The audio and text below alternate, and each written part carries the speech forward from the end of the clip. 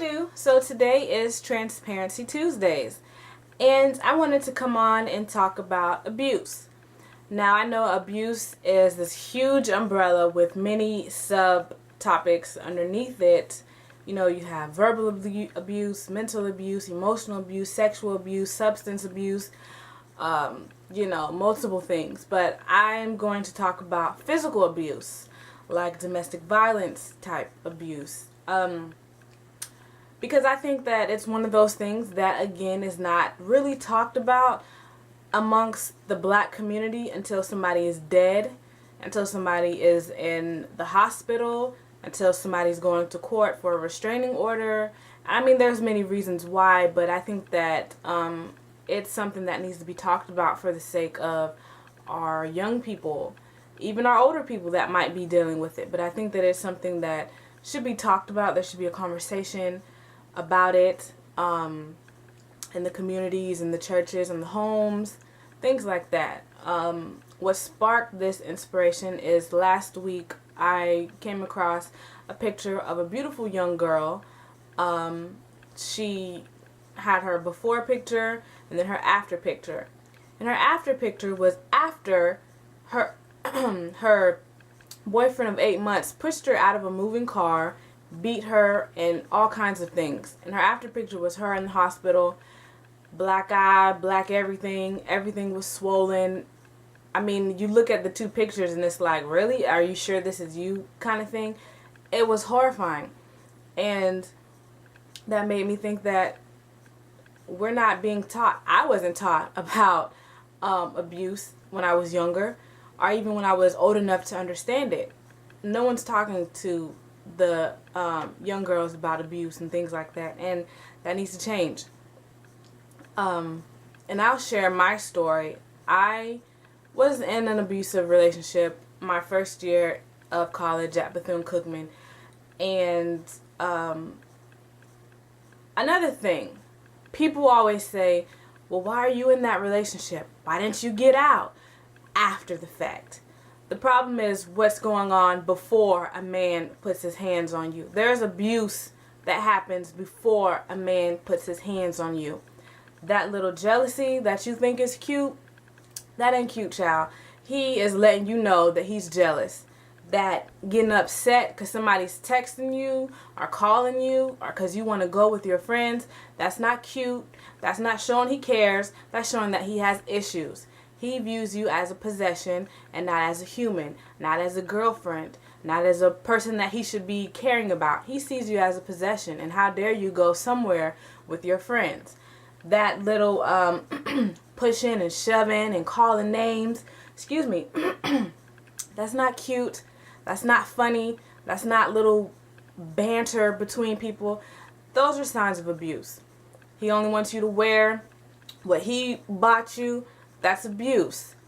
Multiple things. The abuse takes place before the result, before you see the black eye. And I think that people need to be educated on that. As I said, I was going to share about my story. I was dating this guy in college. First of all, I said I'm not going to date anyone my first year of college. I went against that. Stick to what you say you're going to do. At first, everything was cool. It was a new relationship. It was cool. He got along with my family. All my family is in Daytona. Well, not all, but a good majority of my family is in Daytona. He got along with everybody.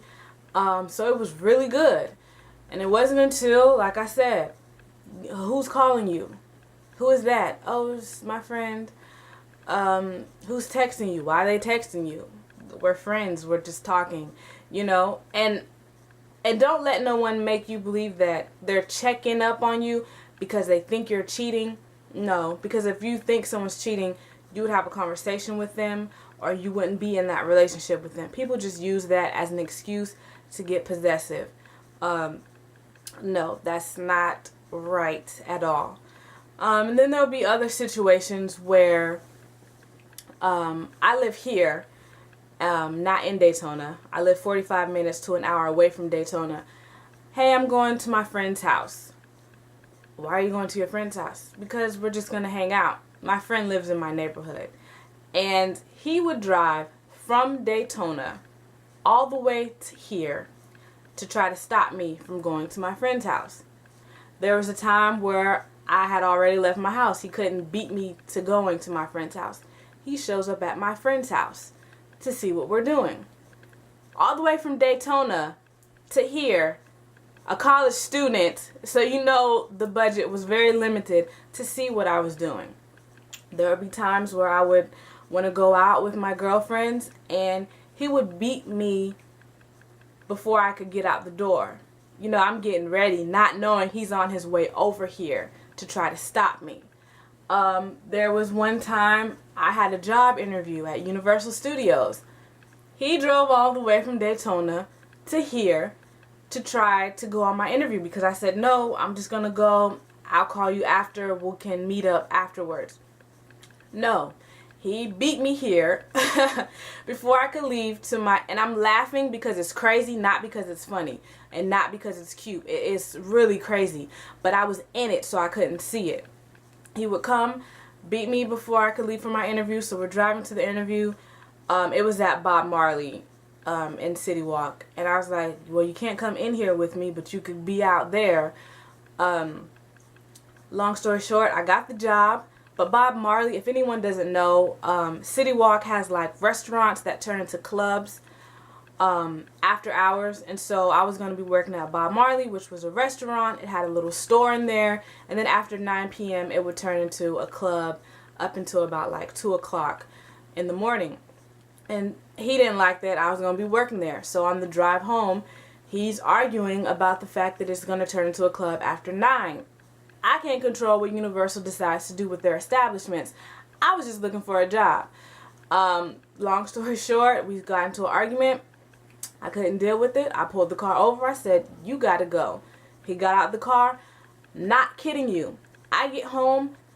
10 to 15 minutes later, he shows up at my door. Now, we're way out in Universal. I don't live too far from Universal, but you're on foot, buddy. How did you get here 15 minutes after I arrived here in a car? Do you understand how scary that was? So I started to like get scared, and I was talking to my girlfriend. I'm like, I don't know what to do. This is getting like crazy. And there had already been an incident or two or three where he had put his hands on me. I called the police one time when I was in Daytona. It happened, so I called the police there, and he told me, well, you're gonna go to jail because you hit me back. My hit was in self-defense. It wasn't, but at that time I was young. I didn't know, so I was afraid. So I didn't want to even deal with the police. I just told them it was nothing. It was a mistake call. Craziness like that. That was my way out, but I didn't even see it then. So yeah, there were just many incidents where he would act crazy and then show up at my door unexpected with flowers. He would buy me clothes and shoes, and then if we went out, why aren't you wearing what I bought you? Why, and then the last incident, I don't really want to go into too much detail, but it was here in my front yard. Pushed me, dragged me across the yard, slammed me up against cars, hit me, things like that. And I was like, I'm not going to die in my front yard. Like, there's no way. So I ended up breaking up with him. But I had already been trying to break up with him. He just wouldn't let it happen. Like I said, he would just show up at my house unexpectedly. And I couldn't talk to my brother or my mom about it and be like, hey, don't let him in. Or there was one time they called me and said, hey, he's here. And I'm like, oh my gosh, I'm coming home from work. He's here. I'm like, oh my gosh, are you kidding me? They couldn't understand why, because like I said, he was one of those people that was really likable. Anybody could get along with him. Anybody would like him.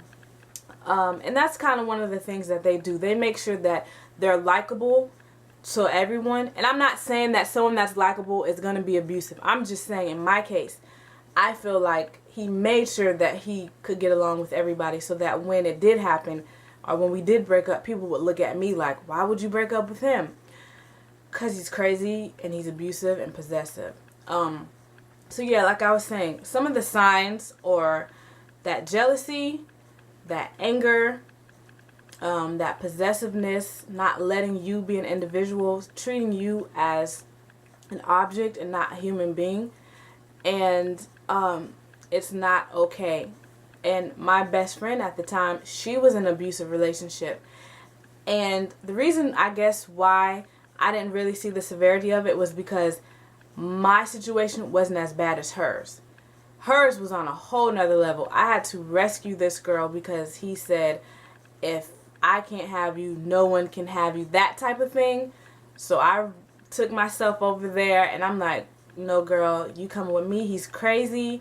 And I put myself in danger because he could have done, well, he did. He flat all 4 of my tires back in the day because I went and rescued my friend from his craziness. So crazy abusive people are not people that you should be in a relationship with. If you see the signs, the red flags, please do not ignore them. Please do not ignore them. I mean, God forbid something happens. You never know when a person is just going to snap. And I'm telling you, they're not going to put their hands on you on day 1. But they will show you red flags day 1, day 2, week 3, month 4. They will show you the red flags. Do not wait until someone puts their hands on you, because you never know how far they're going to take it. You never know a person's mental state. You never know their emotional, what's going on with them. So do not wait until someone puts their hands on you to get a restraining order, to get an injunction, to report them to the police. And if you have children with this person, because a lot of people think, well, I have kids with them, I can't do. Yes, you can.